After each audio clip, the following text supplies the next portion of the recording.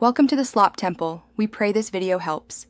You already have the essentials: a Spotify developer app, client ID, and a redirect URI registered.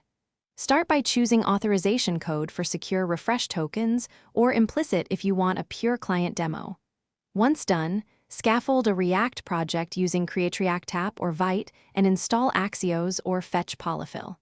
Next, create a minimal auth component that redirects users to Spotify's /authorize endpoint with scope and response type. This gets you moving immediately toward obtaining a usable access token. You'll handle the redirect next. Parse the code or token from the URL and move it into your app state.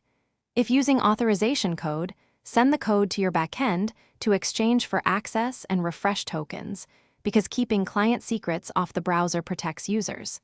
Make sure to store tokens securely in HTTP-only cookies or server session. In React, set up context or a store to provide the token to API calls and implement a background refresh routine that requests new access tokens using the refresh token.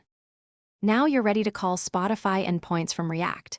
Include authorization, bearer and the access token, then request user profile, playlists, or playback state. Once done, handle 401 responses by triggering a token refresh and retrying the original request, and use optimistic UI updates to keep the experience snappy. If CORS or rate limit problems appear, proxy calls through your backend to control headers and retries. A key troubleshooting tip: log the token expiry and server responses to quickly diagnose auth failures. Thanks for watching. Consider subscribing if we helped you.